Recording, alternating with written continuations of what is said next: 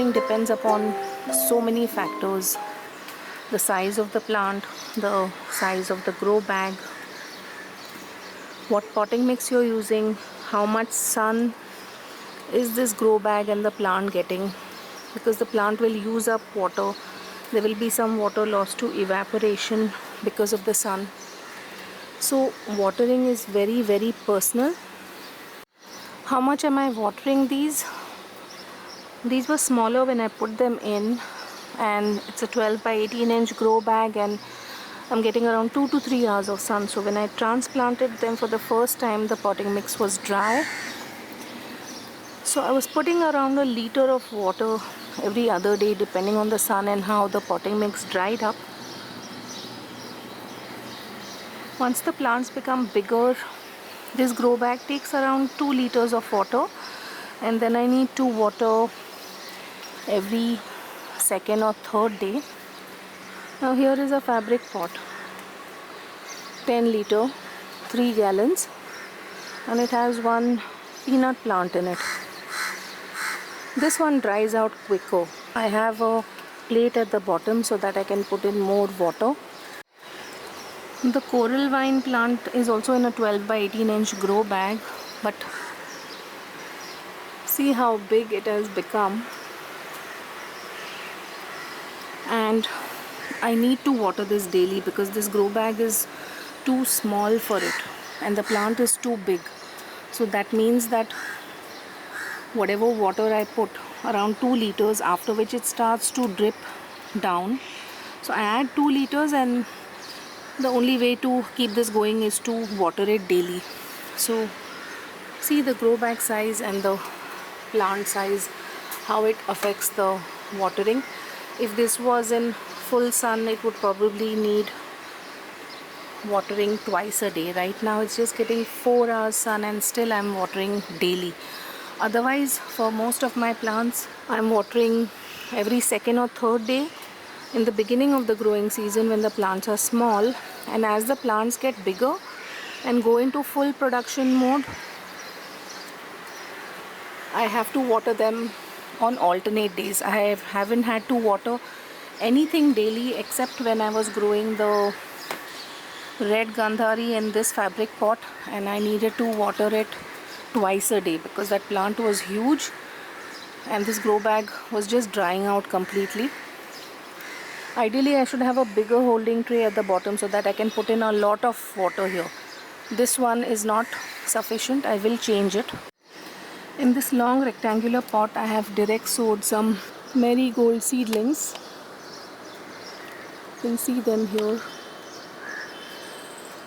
Now for such delicate seedlings, it's absolutely necessary that one waters from the bottom and one waters very judiciously, because these will just die with overwatering. It has rained a bit in the night, so the potting mix is moist. It's not going to be a hot day, so I know I don't need to water this. And when I do, I will water in the holding tray here at the bottom till these seedlings get established. And then if I need to, I can water from top once the seedlings are strong enough. Otherwise, surely these seedlings will just die. And there in the park is my Dombea. It's doubled in size now. You can see all of my seedlings here. Some of them need to be shifted into individual pots.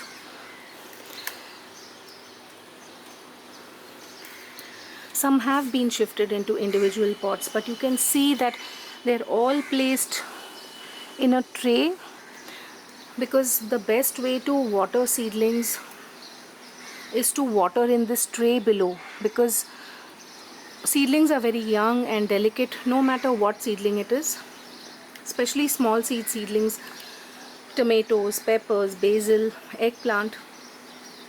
If you water from the top, there's a good chance that the stem may rot in case you've watered more and that coincides with a cloudy day and you don't have sun to help you evaporate that excess water. So What I do is, when this tray is full like this, I put in a liter of water and I see how much it takes.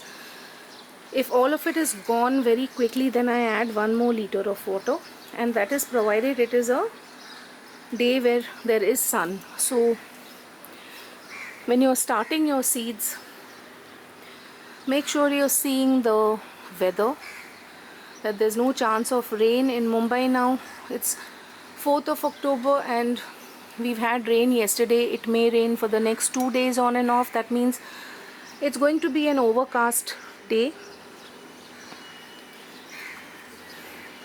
See these pepper seedlings also, so it's just best to bottom water seedlings, and there is less chance of losing them. And I showed you how I transplant the tomato seedlings in a video 2 or 3 weeks ago, where I said you put them in the tray and bottom water it, and then once you don't want that potting mix to be soggy or moist till the top, because the plant has to get established, and in the meanwhile if you've overwatered it and the potting mix is moist till the top, there is a good chance that that plant will not make it and it will die. Let me show you one. See, all of these are looking fine, but look at this plant. The leaves are wilting. This potting mix was very wet yesterday, so what I did is I added dry potting mix from the top so that it will absorb that extra moisture, and hopefully this plant will recover in a few days. But when I'm going to water this tray, I'm going to remove that plant from there. See, this is the potato leaf tomato variety that I had showed in the video, also sending out roots all around. Plants need water, it's essential for their survival, but I can tell you that overwatering is a bigger killer than underwatering, because when plants are wilting in the heat, you know they need water, you can water them. But if you overwater them, the roots will rot, the soft stem will rot, and then you lose your plant. Another thing to remember is, if your plants are suddenly exposed to sun, more sun than they can handle. For example, let's say I separate out these pepper saplings. I'm not going to do that. I'm going to transplant this whole bunch into the grow bag directly, because I don't want to go through this process of the curly leaf virus on so many pots. And you can see that I don't have place now to keep all my saplings in sun. So suppose I did transplant these and I kept them in the sun, even if the potting mix is moist, the leaves will wilt because of the shock of the transplant and because of the sun exposure, because your plant still has to establish itself in the new pot. So in that case, please don't water the sapling until later. Like, wait for the sun to go away and you will notice that the plant bounces back. That means that it did not need water. So as soon as you see it wilting, if you're going to water it, definitely it's going to dry, and then you wonder what happened. So after transplanting, give them 2 to 3 hours sun. You may see the leaves wilt, but please don't water at that stage if you have just watered the previous day. They don't need it. It's just the shock. Once the sun goes away, the saplings revive. Same is the case with all my cacti. I bottom water all of them, and they take up the water as much as is needed. I don't water these frequently, maybe once a week when there is sun, and when in the monsoons I hardly watered them. These are all well established plants. I have them now for the past 3 years. These are in bigger pots. These are 5-inch square pots. I will be bottom watering these as well. Even for these chili transplants, you see that they are in the tray. What I do is I get this tray down and keep it here on a flat surface, because see, here it is at an angle because of the bracket. So when I water, all the water will come behind and these plants will get more water. We don't want that. So I keep the tray on a flat surface and then I water. I'll probably water 3/4 of a liter, because chili plants don't need as much water as the tomato plants. You can see here also the chili plants are coming back from the curly leaf virus, the one at the far end, this one here, and also here. These leaves on top will fall off eventually, and there is new growth coming from the bottom. How much to water your plants is a $1,000,000 question. It is very, very personal. It depends on where you're growing, whether you're growing in a balcony like me that is partial shade, or you're growing on a terrace, or you're growing in ground. It depends on the size of the plant, what type of plant it is, what is the pot size, whether it's in a cup like this, it's in a bigger grow bag, what type of potting mix is there, whether it's a well draining potting mix, what is the plant size. A smaller plant will obviously need less water, a bigger plant will need much more water. So all these factors decide how much to water and how often to water. So for beginners, what I highly recommend is use a 5-liter can and also a 1-liter bottle, so that you know how much you are watering in each pot. If possible, do bottom watering. If not, water judiciously.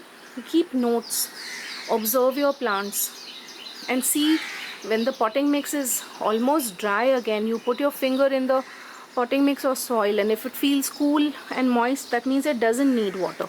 And if it feels dry to your finger, then you need to water again. It also depends upon what type of plant it is. Some plants don't like overwatering.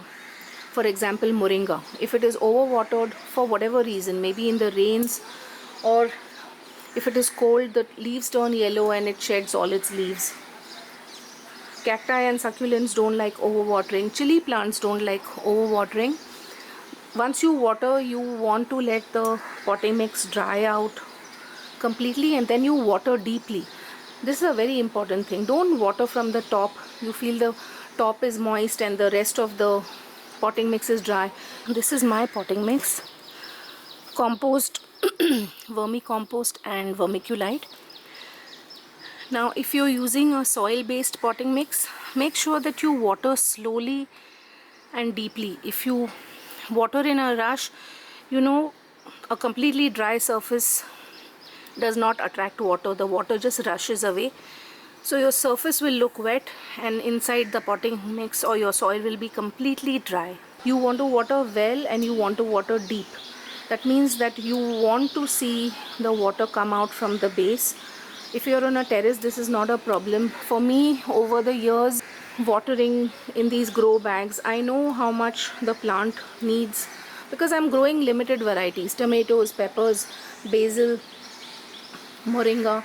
So I've kind of figured out at what stage how much water I need, and then I observe. If the water starts to drip down, I water a little less at the next watering. So the sun exposure is very critical. If you have overwatered, the sun will in all probability rescue the plant from our extra love and affection. But if you happen to be in a shaded garden which gets limited sun, one needs to be extra careful and water accordingly. I hope some of these things have given you some ideas and tips, especially for beginners. Happy growing, everyone.